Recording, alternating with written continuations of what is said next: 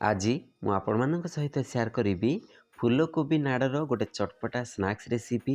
प्रायतः कई फूलकोबी नाड़ को फोपाड़ी दियंती, तो आज से फूलकोबी नाड़र मु गोटे टेस्टी स्नैक्स बनैकी देखेबी। आशा कर समस्त रेसिपी बहुत पसंद आसो। चलतु स्टार्ट करबा आज रेसिपी।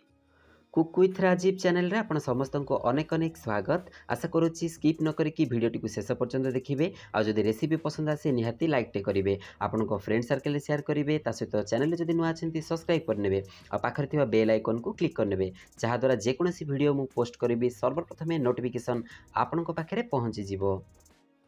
प्रथमे एठी मु किछि फूलकोबी नाड़ को देखो एमती काटिकी नहीं जाइए, पूरा छोट छोट करके काटी नहीं। आपण मैंने जिते छोट चाहिए ताकू काटी पारे। एबे गोटे प्रेसर कुकर को नहीं जाइए आ भलसे सब ठंडा पानी रे धोईकी एठी फूलकोबी नाड़ को सब आम देदेबा। एठी मु सब फूलकोबी नाड़ को दे देइछि। ता सहित एबे एठी गोटे छोट कप रे फुल गोटे कप मु पानी दे दूछि। अधिका पानी दवा मध्य आवश्यक नहीं। तो एबे एठी ढांकुनी मु दे देइछि। तो आम एबे गैस रो जला हाई फ्लेम रखी प्रथमे गोटे सीटी, ता सहित लो फ्लेम करके आउ 2टा सीटी, टोटाल 3टा सीटी देदेबा। तो देखंतु 3टा सीटी पर आमर पूरा परफेक्ट सिझी जाइछि और ता कलर मध्य केते बढ़िया से चेंज हो जाइछि। तो बास एठी फूलकोबी नाड़ आमर भल से सिझी जाइछि। एबे आकु मु गोटे बाउल रे काढी नेछि। एबे एठी मु छोट चामच रे आधा चामच दे देछि हळदी गुंड, ता सहित एबे एठी सेम चामच रे मु फुल गोटे चामच नेछि लंका गुंड। आपण केते राग खाइबे से हिसाब रे लंका गुंड ऐड करंतु। एबे एठी मु गरम मसला गुंड नहीं जाइछि बड़ चामच रे आधा चामच, तो ताकू एठी बर्तमान ऐड करनुछि। एबे एठी मु टेस्ट को देखिकी बर्तमान लुण नहीं जाइछि, तो ताकू एठी ऐड करूछि। आ मु प्रिफर करेबी टेस्ट ठारू टिके कम लुण पकांतु, काहेकि फूलकोबी नाड़े आगरू एमती टिके सल्टी अंश थाए, तो टिके स्वाद ठारू कम लुण पकांतु। एबे देखंतु लुण मसला सब पकई सारा परे मु ताकू अल्प अल्प करिकी केते बढ़िया से गोले नउछि। टिके टिके हाथ रे ताकू गोलांतु, लुणटा जेहेतु पड़िछि। बाकी आउ सब आपण मु एबे जेमिति करूछि सेमिति करिकी गोलांतु। मसला मसली सब भलसे गोली हे जिवो। जोठी देखुचंती टिके टिके मसला लागुची, तो आपण टिके हाथ रे एपट सेपट करनंतु। जेहेतु परफेक्ट एटा सिझिछि, हमकु बेसी मध्ये आकू एपट सेपट करिकी गोलेबार नाही। एबे एठी देखंतु मु अल्प बेसन नहीं जाइछि, पाखापाखि 20 ग्राम हबो।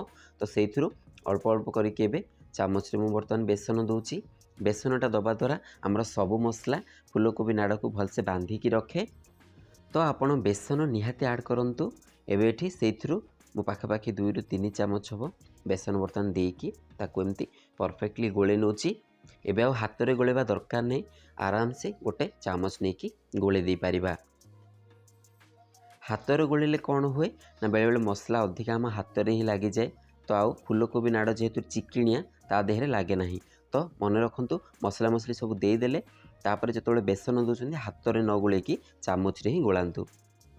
बस एबे एठी आउ अल्प बेसन थिला, मु ताकू एठी सब ऐड कर नउछि जेहेतु टिके रिक्वायर्ड पड़ला। एठी पुणी बेसन मु दे देछि आउ 3 चामच खंडे। तो ताकू टिके आमे चामच साहाय्य रे ही भलसे एमती एपट सेपट करनबा, भलसे गोले दबा। एठी मु भलसे बेसन देला पर ताकू गोले नेछि।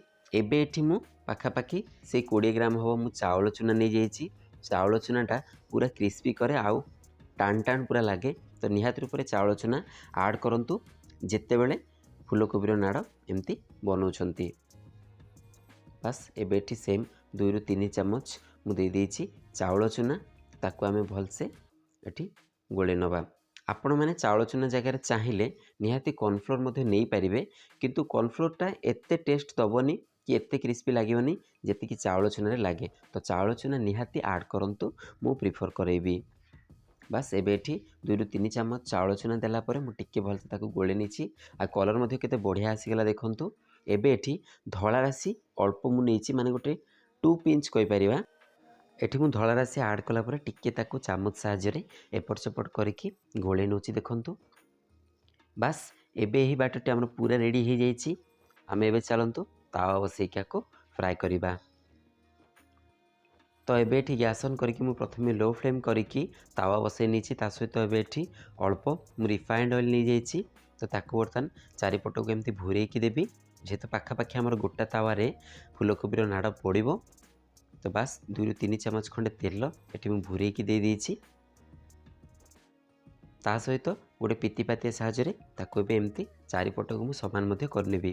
ଯେହେତୁ ତେଲଟା ଯୋଉଠି ଯୋଉଠି ପଡ଼ିଲା ସେଠି ହିଁ ଦେଖାଯାଉଛି, ତ ଟିକେ ପିତିପାତିଆରେ ଏପଟ ସେପଟ କରିନେଲେ ତାୱାରେ ଭଲସେ ସେଟା ଲାଖିଯିବ। ତ ଏବେ ଏଠି ତାୱା ମଧ୍ୟ ପୁରା ଗରମ ହେଇଗଲାଣି। ତେଲ ଦେଇ ସାରିଲା ପରେ ଏବେ ଏଠି ଆମେ ଯେଉଁ ବ୍ୟାଟରଟା ପ୍ରସ୍ତୁତ କରିଥିଲେ ଫୁଲକୋବି ନାଡ଼ର, ତାକୁ ଦେଖନ୍ତୁ ହାତ ସାହାଯ୍ୟରେ ମୁଁ ଏମିତି ଅଳ୍ପ ଅଳ୍ପ କରିକି ଚାରିଆଡ଼କୁ ପକାଉଛି। କେଉଁଠି ଗୋଟେ କେଉଁଠି ଦୁଇଟା ଏମିତି ଲାଗିକି ଏଇଟା ହେବ। କେତେ ବଢ଼ିଆ ସେ ମଧ୍ୟ ଏଇଟା ପଡ଼ୁଛି ଦେଖନ୍ତୁ। ବ୍ୟାଟରଟା ଆମେ ଯେତେ ପରଫେକ୍ଟ ବନେଇଥିବା ନିହାତି ରୂପରେ ହାତରେ ସେଟା ଖସିବ ଆଉ ପରଫେକ୍ଟଲି ତାୱାରେ ମଧ୍ୟ ପଡ଼ିବ। ବାସ୍ କେତେ ସୁନ୍ଦର ଭାବରେ ମୁଁ ଏଠି ଚାରିପଟକୁ ଖେଳେଇକି ପୁରା ଦେଇଦେଇଛି ଫୁଲକୋବି ନାଡ଼ର ଯେଉଁ ବ୍ୟାଟରଟି। ଜଷ୍ଟ 1 ମିନିଟ୍ ପରେ ଆଉ ଟିକେ ତେଲ ମୁଁ ଏଠି ଚାରିପଟରେ ଦେଇଦେଉଛି, ପାଖାପାଖି 2 ଚାମଚ ଖଣ୍ଡେ ତେଲ ମୁଁ ଚାରିପଟକୁ ଏମିତି ଘୁରେଇକି ଦେଇଦେଉଛି।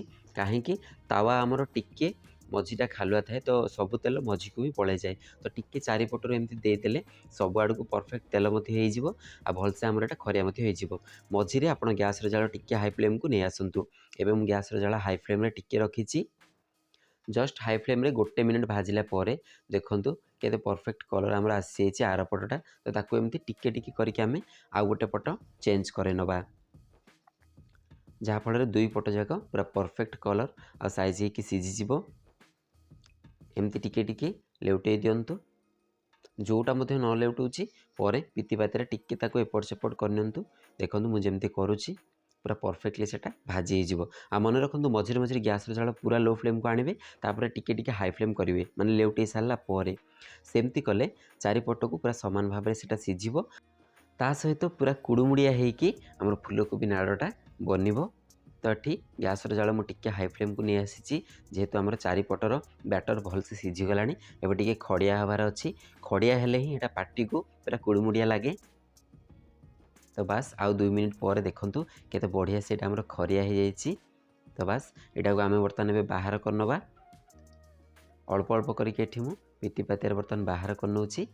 କେତେ ବଢ଼ିଆ ସେ ହେଇଛି ମଧ୍ୟ ଦେଖନ୍ତୁ। ତ ପ୍ରଥମ ଭାଡ଼ି ବାହାର କରିସାରିଲା ପରେ ଠିକ୍ ସେମିତି ଦ୍ୱିତୀୟ ଭାଡ଼ି ତା ସହିତ ତୃତୀୟ ଭାଡ଼ି ମୁଁ ଏଠି ବନେଇ ନେଉଛି। ତ ଆପଣମାନେ ମୋ ମେଥଡ଼ରେ ଫୁଲକୋବି ନାଡ଼କୁ ନ ଫୋପାଡ଼ିକି ଏମିତି ଚଟପଟା ରେସିପି ବନେଇକି ଖାଆନ୍ତୁ। ଆଉ କେମିତି ଲାଗିଲା ନିଶ୍ଚିନ୍ତ ରୂପରେ ମୋ ସହିତ ସେୟାର କରନ୍ତୁ କମେଣ୍ଟ ମାଧ୍ୟମରେ। ଆଜି ପାଇଁ ରହୁଛି, ପୁଣି ଦେଖା ହେବା ଆଉ ଗୋଟେ ନ୍ୟୁ ରେସିପି ସହିତ। ନମସ୍କାର।